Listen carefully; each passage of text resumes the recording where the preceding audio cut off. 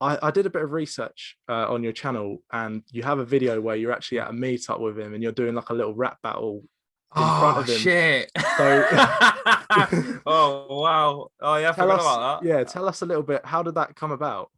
I've got no idea. I just met him and then I was like, oh, you know what? I can. I did some impressions. That was another thing I used to do on YouTube. I used to do impressions years ago. Yeah, And I just do like now just for laughs. I'll do like Scouse accents and stuff like that, and just mess around with it. But I used to like take it dead serious. I could do like some really good really good impressions that I really can't do anymore. So give one a go. Give one a go. The Go only on, one I can do that I know I can still do is Kermit the Frog. go on. He's hey there, Miss Piggy. Can anybody help me find a childish jackal? That's it. That's as good as it gets anymore. That's quite good. That's decent. Yeah, that's But yeah, decent. so I'm. Where was I?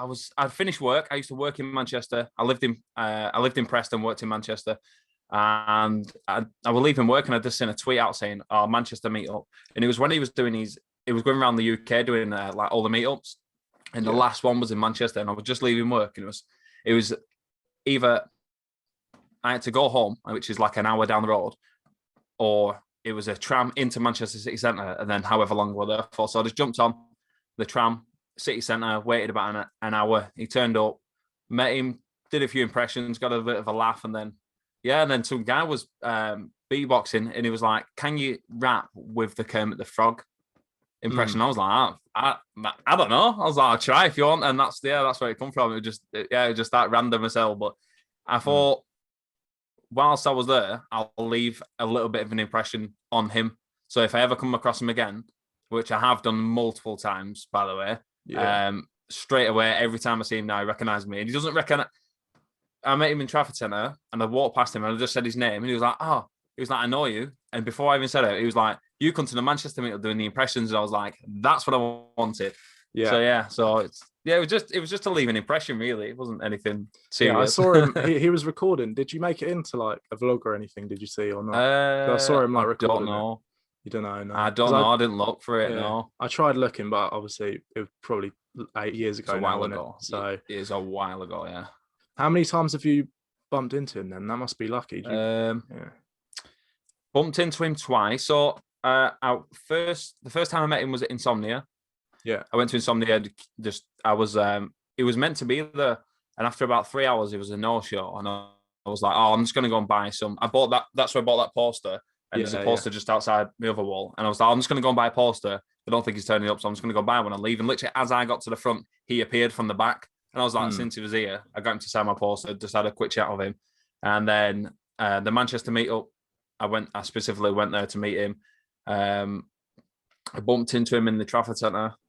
And then I went and did it was like Sleep Out to Help Out, something like that. It was Yeah. like for homeless people. He put it out on his channel. And I was like, you know what? I don't do anything for charity. I was like, I'll go and do that. And I was like, I'll go and do it. And he'll probably be there as well. I'll meet him, bit of chat with him, and we'll do something good for charity. I raised over £100 for charity. Me and my missus went out. It was freezing. It was pouring down. And we just basically sat on the streets all night, just Oh, sleeping so bags and whatnot. you just stay outside, do you? Yeah. All night, yeah. So it was freezing. Well, even now, with doing that and giving me that experience, yeah, it was there, and I had a quick chat with him. We didn't, it wasn't like I went there specifically to meet him, then go home. A lot of people, to be fair, a lot of people did do that, and Really? I was like, yeah, a lot of people was like turning up for like the hour. And as soon as it started raining, everyone was like, "Oh, we're going home," and they went home. But me and my missus stayed out all night. But it was good for charity as well. And no matter whether he's there or not going forward, I'll always do that every year. I can do it now. Oh, really? It's good for charity. Yeah. You've done it multiple times then?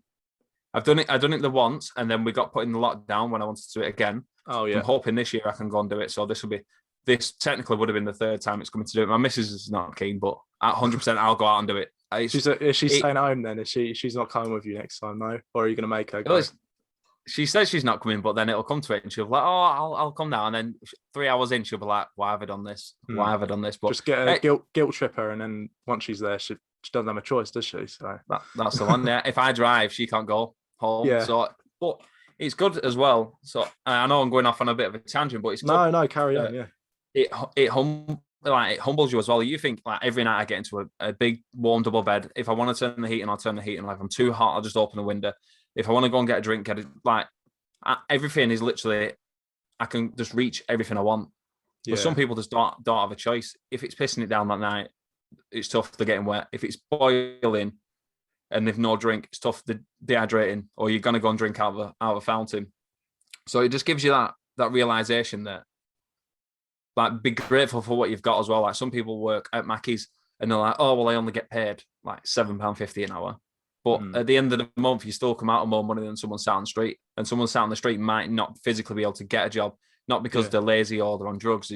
People come out of the army. The amount of soldiers that end up on the street is a joke. So anyone that can do anything for charity like that, I would urge you to do so, because it humbles you. It makes you realize what you've got. And even if you think it's only minimal what you've got, it's still a lot more than most people have. So